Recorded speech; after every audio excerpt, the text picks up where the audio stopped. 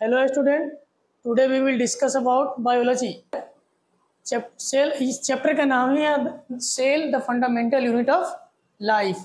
ठीक है, एग्ज़ाम के पॉइंट ऑफ व्यू से बहुत ही इम्पोर्टेंट है और प्लस में बेसिक नॉलेज, जो बायोलॉजी का बेसिक नॉलेज इसको बोलते हैं, अगर आपको सेल के बारे में नहीं पता है तो बहुत सारी चीज़ें आप नहीं समझ पाएंगे। ठीक है, तो आज हम लोग अच्छे से कोशिश करेंगे कि इसको एक एक पॉइंट को समझ लें। ठीक है, स्टार्ट करते हैं दोस्त। चलिए, पहला लाइन ही लिखा हुआ है हमारा, cell is the smallest fundamental structural and functional unit of life. इसका क्या मतलब है सर? इस लाइन का क्या मतलब है? Cell is the smallest fundamental and functional unit of life. ठीक है, तो पहले समझते हैं लाइफ का क्या मतलब हुआ। लाइफ का मतलब हुआ लिविंग ऑर्गेनिज्म। लाइफ का क्या मतलब हुआ? Living organism. यहाँ पे हम लोग लाइफ किसकी बात कर रहे हैं? लिविंग ऑर्गेनिज्म की बात कर रहे हैं। ठीक है, और आगे लिखा स्मॉलेस्ट, फंक्शनल, फंडामेंटल, ये टर्म समझना जरूरी है। Fundamental, structure and functional. ठीक है, फंडामेंटल का मतलब हुआ बेसिक। फंडामेंटल का मतलब क्या हुआ? बेसिक। स्ट्रक्चरल का मतलब क्या हुआ? कोई भी लिविंग ऑर्गेनिज्म है, चाहे उसकी बनावट हो, मतलब वो किस चीज़ से मिल करके बना है। ठीक है, उसकी स्ट्रक्चरल बनावट क्या है, स्ट्रक्चर उसका कैसे बना है। ठीक है, तो इसलिए इसके लिए टर्म है स्ट्रक्चरल। फंक्शनल का मतलब कोई भी लिविंग ऑर्गेनिज्म कोई भी काम करता है तो उसके सेल के हेल्प से ही, उसके सेल के माध्यम से ही हो पाता है वो चीज़। ठीक है, इसलिए हम इसको बोल रहे हैं cell is the smallest fundamental structural and functional unit of life. आगे लिख रहा है each living cell has capacity to perform certain basic function which are characteristic of all living forms. कह रहा है हमारे बॉडी का जो सेल्स है, ठीक है, जो भी, चाहे हम किसी भी यूनिसेल्युलर को उठा ले या मल्टी सेल्युलर ऑर्गेनिज्म को उठा ले, जो भी सेल्स है वो उस सेल्स के अंदर ये टेंडेंसी है कि वो अपने अंदर कुछ बेसिक फंक्शन को परफॉर्म करता है। उसके लिए किसी और सेल्स पे डिपेंड रहने की जरूरत उसको नहीं है। ठीक है, इसको और आसान भाषा में समझते हैं। ठीक है, पहला आता है स्ट्रक्चरल ऑर्गेनाइजेशन इन लिविंग और ऑर्गेनिज्म। ठीक है, यहाँ पे दिखाया गया है आपको एक सेल के बारे में कि कैसे, हम क्यों बोल रहे हैं कि एक ऑर्गेनिज्म का fundamental structural and functional unit cell क्यों है, कैसे, इसको डिफाइन करने के लिए यहाँ पे एक फिगर दिखाया गया है। क्या है ये? सेल है। एक सेल, एक सिंगल सेल को दिखाया गया है, और बहुत सारे सेल्स को जब आपस में कंबाइन करते हैं तो क्या बनता है? टिश्यू बनता है। क्या बनता है? टिश्यू बनता है। तो लिविंग एक सेल जब कंबाइन करता है तो टिश्यू बनता है। टिश्यू जब आपस में कंबाइन करता है तो ऑर्गेन बनता है। जैसे हमारे बॉडी में हमारा हार्ट है, लीवर है, किडनी है, ये सब क्या है? अलग अलग ऑर्गेन है। तो वो ऑर्गेन किससे बना है? टिश्यू से बना है। और वो टिश्यू किससे बना है? सेल से बना है। फिर ये ऑर्गेन जब साथ में मिल करके काम करते हैं, हमारे बॉडी के अलग अलग ऑर्गेन है, चाहे वो हमारा ब्रेन हो, हार्ट हो, लीवर हो, किडनी हो, ये सब जब आपस में मिल करके वर्क करते हैं तो उसको बोलते हैं सिस्टम। क्या बोलते हैं? सिस्टम। तो यहाँ पे क्या हो जाएगा? Organ system. तो यहाँ पे हमारे पूरा ऑर्गेन सिस्टम मिल करके जब काम करता है तो तब हम कहलाते हैं, एक ऑर्गेनिज्म कहलाते हैं। तो इस तरीके से अगर हम इस ऑर्गेनिज्म को देखें तो ये ऑर्गेनिज्म कहाँ से आया? इस सेल से इसका शुरुआत हुआ है। ये ऑर्गेनिज्म का बेसिक स्ट्रक्चर क्या है? एक सेल है। इसीलिए क्या बोल रहे हैं कि cell is the smallest basic fundamental structural and functional unit of life. अब इस ऑर्गेनिज्म, इस पर्सन के अंदर कोई भी काम होगा, कोई भी एक्टिविटी होगा तो इस सेल के वजह से होगा, इस सेल के हेल्प से होगा। ठीक है, इसलिए हम आसानी से हम लोग इसका मतलब समझ लिए कि हम सेल क्यों बोल रहे हैं। जिस तरीके से एक बिल्डिंग बनता है, एक घर बनता है, तो हम लोग बोलते हैं, हालांकि वो घर बहुत सारी चीज़ों से मिल करके बनता है। सीमेंट का इस्तेमाल होता है, उसमें बालू का इस्तेमाल होता है, वाटर का इस्तेमाल होता है। ठीक है, लेकिन जब भी हमसे पूछा जाता है कि भाई ये किस चीज़ का मकान है, तो आप क्या बोलते हैं? ये ईंट का घर है। यही बोलते हैं ना। ईंट क्यों बोलते हैं? क्योंकि उस घर में सबसे ज़्यादा में कोई यूनिट लगा है तो ईंट का लगा है। उसी तरीके से हमारा जो बॉडी है, हम जो भी लिविंग ऑर्गेनिज्म है, उसका बॉडी इससे किससे बना है? सेल से मिल करके बना हुआ। ठीक है, आगे चलते हैं हम लोग। ये है एक सेल का स्ट्रक्चर। ठीक है, जब सेल को हम स्ट्रक्चरली देखते हैं तो कुछ ऐसा दिखाई, आज हम लोग जब देखते हैं तो कुछ ऐसा दिखाई देता है, लेकिन इस स्ट्रक्चर के पीछे बहुत बड़ी कहानी है। उस हिस्ट्री को हम लोग यहाँ जानने का प्रयास करेंगे। ठीक है, डिस्कवरी ऑफ सेल, सेल का आखिर खोज कैसे हुआ। ठीक है, एक साइंटिस्ट है जिनका नाम है रॉबर्ट हुक। रॉबर्ट हुक एक इंग्लिश बॉटनिस्ट थे।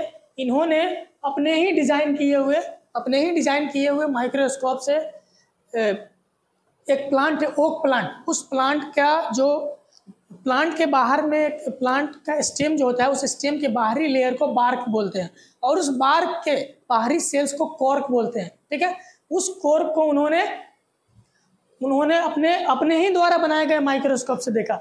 ये रॉबर्ट हुक 1665 में इन्होंने अपने द्वारा इस माइक्रोस्कोप को उन्होंने कैसे बनाया, क्या बनाया, इसके पीछे अलग कहानी है, वहाँ हम लोगों को नहीं जानना है। तो इस माइक्रोस्कोप से उन्होंने जब देखा एक कॉर्क क्या है, हमने कहा कि किसी प्लांट के स्टेम के सबसे बाहर वाले लेयर को क्या बोलते हैं, बार्क बोलते हैं, और उस बार्क के सबसे बाहरी सेल्स को कॉर्क बोलते हैं। तो जब उन्होंने इस माइक्रोस्कोप से, सिंपल सा माइक्रोस्कोप था, उन्होंने देखा तो कुछ इस तरीके का स्ट्रक्चर, उनको हनीकॉम्ब लाइक स्ट्रक्चर दिखाई दिया। ठीक है, क्या लिखा, Robert Hooke an English botanist observe thin section of cork of bark of tree under a self design, क्या लिखा है, self design compound microscope, noticed honeycomb like compartment, उनको देखा। ठीक है, ही क्वाइंड द सेल, जैसे हम लोगों का नाम किसने रखा, हम लोगों के मम्मी पापा रखे हैं, उसी तरीके से सेल्स का अगर कोई नाम पूछता कि किसने रखा तो रॉबर्ट हुक ने रखा था। The term cell was drive from Latin word cella. ठीक है, सवाल आता है कि फिर इन्होंने कैसे रखा। ठीक है, तो ये जो इन्होंने जो देखा था, ऑब्जर्व किया था हनीकॉम्ब लाइक स्ट्रक्चर, इस हनीकॉम्ब लाइक स्ट्रक्चर को लैटिन में लिटिल रूम, इन्होंने कहा कि भैया खाली जगह, ऐसा लग रहा है कि खाली रूम है। ठीक है, इसके लिए लिटिल रूम मतलब होता है, सेला का मतलब लैटिन वर्ड है, उन्होंने अपने ही जबान में कहा कि भैया ये सेला है या सेल है। ठीक है, इसका मतलब होता है little room. He explain his observation in a book, इनका एक बुक था जिसको बोलते हैं माइक्रोग्राफिया, उस बुक में इन्होंने इन सारी बातों को डाल दिया कि भैया हमने जो देखा है, ठीक है, आगे इसको फर्दर देखा जाएगा। He actually observe rigid cell wall of dead cell, ये याद रखना है, ये एग्जाम में आता है कि इन्होंने जो सेल्स को देखा था वो एक्चुअली डेड सेल था, क्योंकि जो कॉर्क होता है प्लांट का वो डेड होता है। ठीक है, चलिए आगे हम लोग बढ़ते हैं। एक अलग साइंटिस्ट आते हैं, इनका नाम है एंटोनी वॉन लीeuwenhoek। एंटोनी वॉन लीeuwenhoek, इन्होंने क्या कहा, ये डच ड्रैपर थे, इन्होंने पहली बार लिविंग सेल को देखा। क्या देखा भैया, लिविंग सेल को। इससे पहले हमने आपको बताया कि रॉबर्ट हुक जिन्होंने क्या देखा, डेड सेल्स को देखा, लेकिन पहली बार एंटोनी वॉन लीeuwenhoek साहब ने क्या देखा, लिविंग सेल को देखा, और उस लिविंग सेल का क्या नाम था, बैक्टीरिया। क्या नाम था, बैक्टीरिया, और इन्होंने उसका नाम एनिमल क्यूल दिया था, बहुत छोटा एनिमल अपने हिसाब से। ठीक है, और फिर धीरे धीरे और चीज़ों को इन्होंने देखा, इरिथ्रोसाइट को, स्पर्म को, प्रोटोजोआ को। ठीक है, उसके बाद नेक्स्ट साइंटिस्ट आते हैं हमारे रॉबर्ट ब्राउन। 1831 में रॉबर्ट ब्राउन आते हैं और ये बोलते हैं कि भैया तुम सेल जो चिल्ला रहे हो, सेल के अंदर भी कुछ चीज़ें हैं। ठीक है, तो इन्होंने बताया कि भैया सेल के अंदर क्या है, एक सर्कुलर स्ट्रक्चर है जिसको हम न्यूक्लियस बोलते हैं। ठीक है, इन्होंने किसमें देखा, ऑर्चिड प्लांट में, एक प्लांट आता है ऑर्चिड, उसमें इन्होंने पहली बार ऑब्जर्व किया कि भैया सेल के अंदर भी एक कंट्रोलिंग सेंटर है जिसको न्यूक्लियस बोला, जो पूरे सेल्स को कंट्रोल करता है। आगे हम लोग पढ़ेंगे अच्छे से। आगे आता है परकिंजे एक साइंटिस्ट है जिन्होंने 1839 में गेव द टर्म प्रोटोप्लाज्म। क्या टर्म दिया, प्रोटोप्लाज्म को बोलते हैं living content of the cell, या living content of the cell बोलते हैं, क्योंकि हम लोग जब आगे पढ़ेंगे तो प्लांट सेल के बाहर में एक सेल वाल होता है जो डेड होता है। ठीक है, उस कंपैरिजन में अगर बात करें तो प्रोटोप्लाज्म क्या है, लिविंग कंटेंट है। लेकिन हम लोग जनरली क्या बोलते हैं कि न्यूक्लियस और साइटोप्लाज्म को मिला करके हम लोग क्या बोल देते हैं, प्रोटोप्लाज्म बोल देते हैं। प्रोटोप्लाज्म बोला गया कि भाई सेल के अंदर लिक्विड लाइक स्ट्रक्चर है, इन सबको मिला करके प्रोटोप्लाज्म। इसके बारे में अच्छे से हम लोग नेक्स्ट स्लाइड पर पढ़ेंगे। चलिए, उसके बाद आता है हमारा सेल थ्योरी। दो साइंटिस्ट हैं, M Schleiden and T Schwann. M Schleiden and T Schwann एक बॉटनिस्ट है और एक जूलॉजिस्ट है। दोनों पर्सन अलग अलग स्टडी किया और दोनों ने अलग अलग बातें कही। इन लोगों ने कहा कि भैया, एक ने कहा, एम स्लाइडेन ने कहा कि भैया लोगों को बुलाया कि भाई इधर आओ, और उन्होंने बताया कि देखो जितने भी प्लांट हैं वो सेल्स के बने हुए हैं। स्वान साहब ने कहा कि भैया जितने भी एनिमल्स हैं वो किसके बने हुए हैं, सेल्स के बने हुए हैं। तो इन्होंने दोनों पर्सन अलग अलग स्टडी किए, लेकिन दोनों एक कंक्लूजन पे पहुंचे कि भाई चाहे वो प्लांट हो या एनिमल हो, दोनों किसके बने हुए हैं? सेल्स के बने हुए। तो इन्होंने एक सेल थ्योरी दिया। सेल थ्योरी क्या कहता है कि the basic structure and functional unit of all the plant and animal is cell. मतलब चाहे वो एनिमल हो चाहे वो प्लांट हो, ये सब किसके बने हुए हैं? सेल्स के बने हुए हैं, ठीक है। लेकिन इन्होंने ये नहीं डिफाइन किया कि भैया न्यू सेल्स आखिर कैसे बनते हैं। इसके लिए रुडोल्फ वॉर्चो एक साइंटिस्ट आते हैं 1855 में, एक जर्मन के थे, जर्मन फिजिसिस्ट थे। इन्होंने कहा कि भैया सेल जो है, इन्होंने अपनी भाषा में एक लाइन बोला कि भैया ओमनी सेलुला ई सेलुला। क्या बोला? ओमनी सेलुला ई सेलुला, जिसका मतलब क्या होता है कि भैया जो भी सेल्स आज तुम देख रहे हो, ठीक है, new cells are formed from pre existing cells. जो भी सेल्स बनते हैं वो पहले किसी न किसी सेल से बनते हैं। सर ये समझ में नहीं आया, इसका क्या मतलब हुआ? इसका मतलब ये हुआ कि मान लो ये कोई सेल है, ठीक है, मान लो ये कोई सेल है, ठीक है। अब तुमसे पूछा जाए कि भाई ये सेल कहाँ से आया, तो तुमको ये समझना है कि भैया ये सेल कहीं से ना किसी कोई ना कोई जो सेल्स था वो डिवाइड किया तभी ये सेल्स बना। फिर अगर तुमसे ये पूछा जाए कि ये सेल कहाँ से आया, तो तुमको बोलना है कि भैया कोई ना कोई सेल था जिसने डिवाइड करके इस सेल्स को बनाया है। तो रुडोल्फ वॉर्चो ने कहा कि भैया जो भी सेल्स होते हैं वो प्री एग्जिस्टिंग सेल से ही बनते हैं, सेल्स कहीं से आते नहीं है, ठीक है। इसी को बोलते हैं सेल थ्योरी। इन्होंने सेल थ्योरी में थोड़ा सा मॉडिफिकेशन किया। अब हम लोग बात करते हैं सेल डाइवर्सिटी का। अलग अलग एनिमल में हम लोगों ने सेल के बारे में बात किया कि भैया ऑल लिविंग ऑर्गेनिज्म क्या है? सेल्स का बना हुआ है। तो फिर सवाल आता है क्या सर एक हाथी के अंदर जो सेल है, सेल का नंबर क्या एक चींटी के अंदर जो सेल्स का नंबर है क्या सिमिलर है? एक हाथी के अंदर जो सेल का साइज है, एक बैक्टीरिया के अंदर जो सेल का साइज है, क्या सिमिलर है? तो इसको हम लोग डाइवर्सिटी में पढ़ते हैं, सेलुलर डाइवर्सिटी में, कि नहीं ऐसी बात नहीं है। पहला आता है सेल शेप के बारे में, कि सेल का शेप क्या है, ठीक है। तो क्या याद रखना है कि जो सेल का शेप होता है अलग अलग ऑर्गेनिज्म में या एक ही इंडिविजुअल में या एक ही ऑर्गेनिज्म में, जैसे ह्यूमन का एग्जांपल ले लो, हम लोग अपने बॉडी में भी हमारे ब्रेन का सेल का साइज अलग है, शेप अलग है, हमारे स्पर्म का साइज अलग है ना। हमारे बॉडी में ही, एक ह्यूमन बॉडी में ही डिफरेंट ऑर्गन में सेल का शेप और साइज क्या है, वेरी कर रहा है, ठीक है। पहले यहाँ पे दिया हुआ लीवर सेल के बारे में। ये क्या है? लीवर सेल है, पॉलीगोनल इसका स्ट्रक्चर है। लेकिन वही बात करते हैं हम लोगों के बॉडी में फैट सेल है तो कुछ ऐसा दिख रहा है, ठीक है। स्मूथ सेल है, स्मूथ सेल स्पिंडल लाइक है। ये हमारा ब्रेन का सेल है, नर्व सेल लो इलोंगेटेड है। ये क्लेमाइडोमोनास एक एल्गी है जिसका शेप कुछ ऐसा दिख रहा है, ठीक है। अमीबा है जिसको अमीबॉइड, इसका कोई अपना शेप नहीं होता है। रेड ब्लड सेल जो डंबल लाइक स्ट्रक्चर है। तो यहाँ पे कहा जा रहा है कि ऑल लिविंग ऑर्गेनिज्म तो सेल्स का बना हुआ है, बट सभी सेल्स, कोई जरूरी नहीं है कि सभी सेल्स सर्कुलर ही होंगे, ठीक है। सेल्स सर्कुलर ही होंगे बिल्कुल जरूरी नहीं है। अलग अलग ऑर्गेनिज्म में, एक ही ऑर्गेनिज्म में अलग अलग बॉडी पार्ट्स में उसके अलग अलग शेप के सेल्स आपको मिलेंगे, ठीक है। ये था हमारा सेल शेप। नेक्स्ट हम लोग बात करते हैं साइज के बारे में। इसके बारे में, साइज के बारे में, साइज भी क्या होता है, वेरी करता है। कह रहा था size of cell varies widely in different organism. Different organism में सेल का साइज भी वेरी करता है। Smallest cells are pleuropneumonia like organism. इस अर्थ पे अगर पूछा जाए कि सबसे स्मॉलेस्ट सेल कौन है, तो आपको बोलना है प्यूरोनिमोनिया लाइक ऑर्गेनिज्म। हालांकि इसका दूसरा नाम माइकोप्लाज्मा भी है। क्या है? माइकोप्लाज्मा। आप याद रखें, शॉर्ट में आप इसको PPLO बोल सकते हैं। क्या बोल सकते हैं? PPLO। इसका लगभग 0.1 माइक्रोमीटर के बराबर इसका साइज होता है, ठीक है। ये अर्थ का सबसे छोटा सेल है। लार्जेस्ट की बात करते हैं, इस अर्थ में सबसे बड़ा सेल कौन है सर? सबसे बड़ा सेल है हमारा ऑस्ट्रिच का एग, जो यहाँ पे आपको डायग्राम में दिखाया जाएगा। ये है ऑस्ट्रिच का एग, ठीक है। दिख रहा है कितना बड़ा है ये? तो ये एक सेल है, एक सिंगल सेल है, ठीक है। उसके बाद कह रहा है कि साइज ऑफ बैक्टीरिया।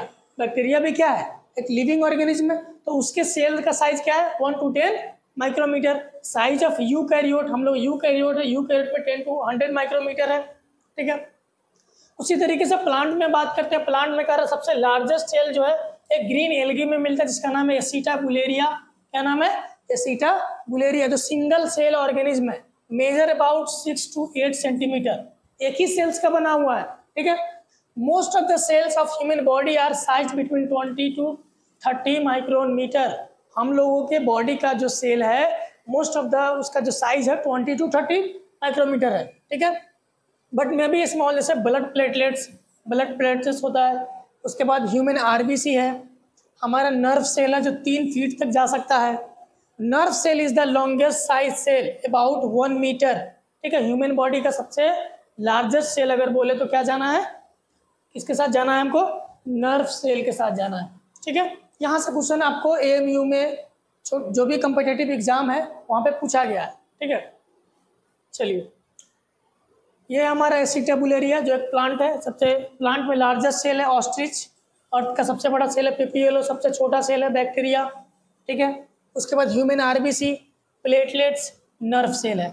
ये सब क्या है, सेल का साइज है, ठीक है। चलो, अलग अलग सेल का अलग अलग साइज।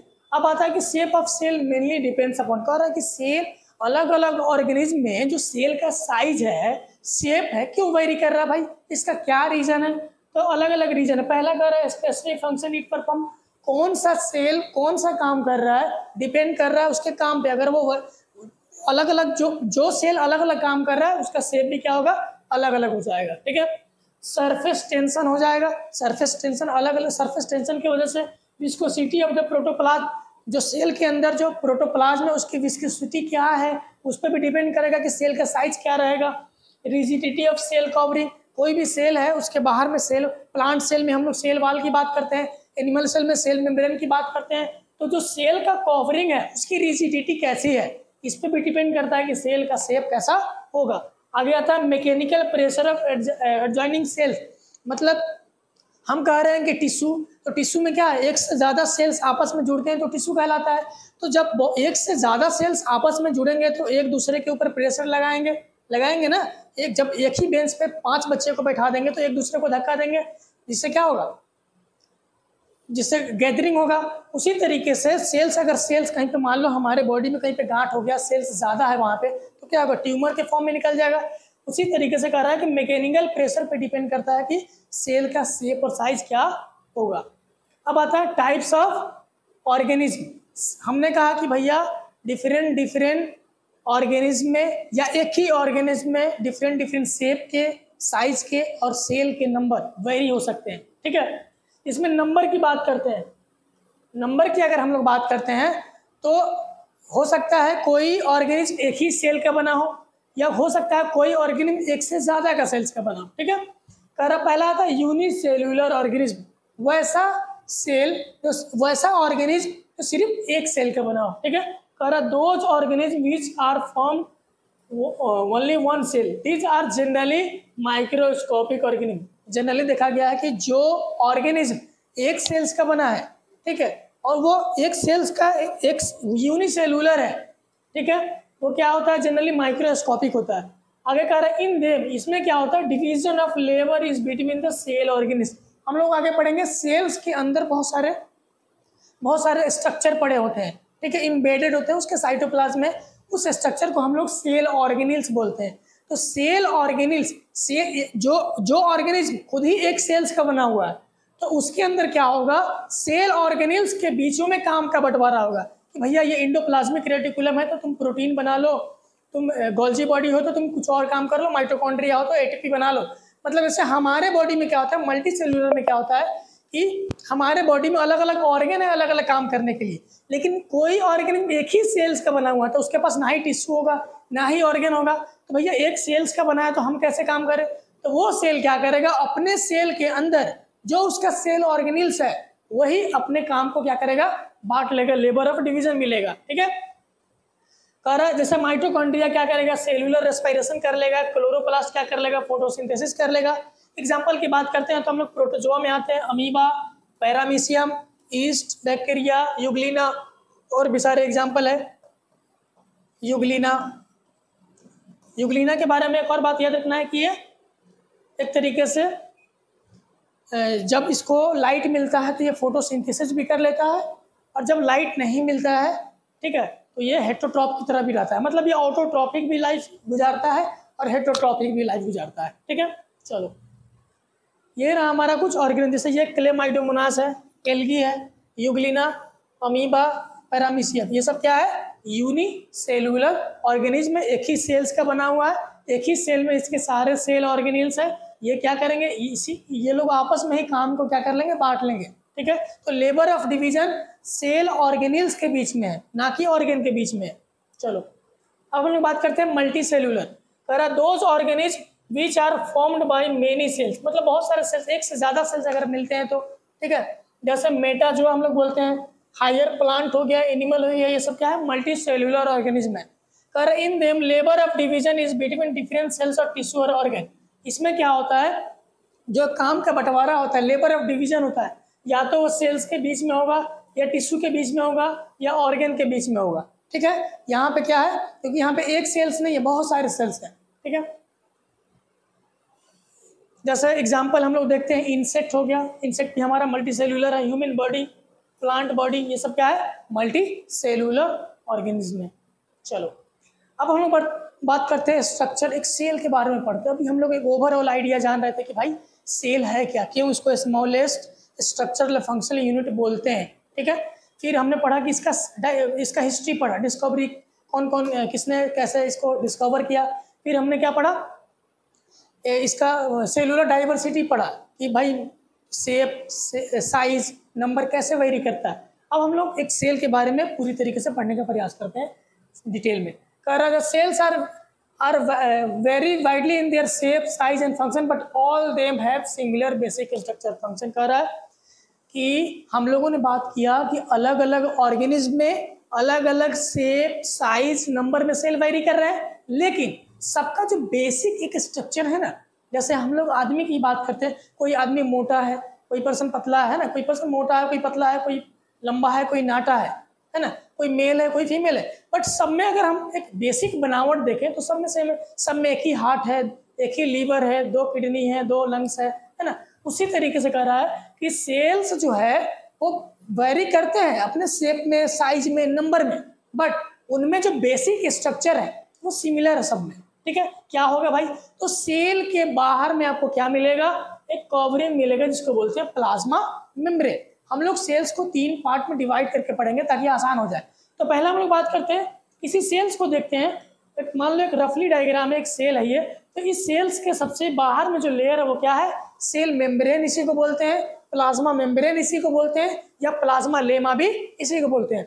उसके बाद ये आपको बीच में खाली जगह दिख रहा होगा, ये एम्प्टी स्पेस जो दिख रहा है, इस स्पेस को क्या बोलते हैं, साइटोप्लाज्म। इसी स्पेस में जेली लाइक सब्सटेंस बड़े होते हैं, इस एरिया को क्या बोलते हैं, साइटोप्लाज्म बोलते हैं, ठीक है। और लास्ट में हमारा क्या आता है, न्यूक्लियस आता है। कौन आता है, बीच में कौन होता है, न्यूक्लियस, जो कंट्रोलिंग सेंटर है एक सेल का, ठीक है। तो बेसिक अगर देखें ऑल ओवर, मतलब जितने भी सेल्स हैं सबका अगर स्ट्रक्चर देखोगे तो तुमको ये चीज़ें तो मिलना ही मिलना है। इसके अलावा हो सकता है अलग अलग सेल्स में कुछ और चीज़ें मिले, बट एक बेसिक जो स्ट्रक्चर होना चाहिए। ऑल लिविंग ऑर्गेनिज्म का जो सेल देखेंगे तो ये बाहर में सेल मेम्ब्रेन मिलेगा, साइटोप्लाज्म मिलेगा, फिर उसका न्यूक्लियस मिलेगा। इसको हम डिटेल में पढ़ेंगे, ठीक है। आगे हम लोग चलते हैं, इसके लिए एक और चीज़ जानेंगे। पहले एक रफली समझेंगे कि सेल के बारे में उनको पढ़ना क्या क्या है, एक सेल के बारे में क्या क्या जानना है। सेल के बारे में सबसे पहले जानना है कि भाई उसके आउटर लेयर में कौन है, आउटर मेम्ब्रेन में कौन है, सेल मेम्ब्रेन है, प्लाज्मा मेम्ब्रेन है, ठीक है। उसके अंदर जेली लाइक सब्सटेंस भरा हुआ है जिसको साइटोप्लाज्म बोलते हैं, और बीच में कौन है, न्यूक्लियस है। साइटोप्लाज्म में कौन है सर, साइटोप्लाज्म में जो मैट्रिक्स भरा हुआ है, जो फ्लूइड भरा हुआ है, उसको साइटोप्लाज्मिक मैट्रिक्स बोल रहे हैं, ठीक है। उसमें जो और स्ट्रक्चर मिलते हैं, साइटोप्लाज्म में जो भी स्ट्रक्चर आपको दिखेगा उसको क्या बोलेंगे, साइटोप्लाज्मिक स्ट्रक्चर। उसमें भी 2 तरीके के, एक होगा हमारा सेल ऑर्गेनिल्स जो लिविंग है, और दूसरा सेल इंक्लूजन जो नॉन लिविंग है। सेल के साइटोप्लाज्म में लिविंग भी मिलेगा और नॉन लिविंग मिलेगा, ठीक है। तो सेल ऑर्गेनिल्स में जो लिविंग मिलेगा उसको सेल ऑर्गेनिल्स बोलेंगे, सेल इंक्लूजन क्या होगा, नॉन लिविंग होगा। अब हम लोग बात करते हैं न्यूक्लियस में क्या क्या पढ़ना है हम लोगों को। न्यूक्लियस में पढ़ना है कि भाई न्यूक्लियस, ये जो हमारा मान लो सेल है, सेल के अंदर न्यूक्लियस है, तो न्यूक्लियस भी तो एक मेम्ब्रेन से घिरा हुआ है, तो इस मेम्ब्रेन को क्या बोलते हैं, nuclear membrane. Nuclear sac, nucleus के अंदर जो फ्लूइड है न्यूक्लियर सैक बोलेंगे। उसके अंदर एक स्ट्रक्चर मिलेगा हमको न्यूक्लियोलस, और हम लोग आगे लास्ट में बात करेंगे क्रोमोजोम के बारे में, क्रोमेटिन के बारे में, ठीक है। तो ये रहा हमारा एक रफ आइडिया लग गया कि भाई हमको ये चीज़ें पढ़नी है, ठीक है, एक सेल के बारे में। चलो अब आता है पहला सेल वॉल के बारे में। अब कहोगे सर अभी जो आपने डायग्राम दिखाया, अभी जो आपने एक रफली डायग्राम दिखाया, इसमें तो आपने चर्चा ही नहीं किया सेल वॉल के बारे में। बिल्कुल सही सवाल है। सेल वॉल जो है सभी से, हमने क्या बोला कि ऑल लिविंग ऑर्गेनिज्म का जो सेल है उसमें वो चीज़ें मिलेंगी, लेकिन जो सेल वॉल है ये एक्स्ट्रा चीज़ है, ये सिर्फ प्लांट में मिलता है, कुछ ऑर्गेनिज्म में मिलते हैं, इसलिए इसको अलग से पढ़ते हैं। ठीक है, ये सबसे एनिमल सेल में नहीं मिलेगा। ये तो एनिमल सेल में जब नहीं मिलेगा तो हम सबको कंबाइन करके नहीं पढ़ सकते। तो प्लांट सेल किस में मिलेगा नहीं मिलेगा हम बता देंगे। ठीक है, ये है क्या, प्लांट सेल में क्या होता है, कुछ सेल्स में ये आउटर मोस्ट कवरिंग है, जो हमारा हमने कहा सेल के बाहर में कौन है, सेल मेम्ब्रेन है, लेकिन कुछ ऑर्गेनिज्म में सेल मेम्ब्रेन के बाहर में भी एक कवरिंग दिया गया है, एक्स्ट्रा कवरिंग, जिसको बोलते हैं सेल वॉल। तो ये क्या है, आउटर मोस्ट कवरिंग है, रिजिड होता है, और याद रखना ये नॉन लिविंग होता है, डेड होता है। ठीक है, फ्रीली परमिएबल लेयर है और फाउंड आउटसाइड प्लाज्मा मेम्ब्रेन। ये कहाँ होगा, जो प्लाज्मा मेम्ब्रेन था हमारा, एक सेल का जो बाहरी लेयर होता है उसके बाहर भी नेचर ने एक लेयर दिया है, उसको हम बोल रहे हैं सेल वॉल। ठीक है, प्लांट सेल में मिलेगा, बैक्टीरिया में मिलेगा, ब्लू ग्रीन एल्गी में मिलेगा, सम प्रोटिस्टा में मिलेगा, फंजाई में मिलेगा। It is absent in animal cell. याद रखना है कि एनिमल सेल में ये एब्सेंट होता है। ठीक है, स्ट्रक्चर की बात करेंगे तो कह रहा cell wall of the plant cell is formed of cellulose.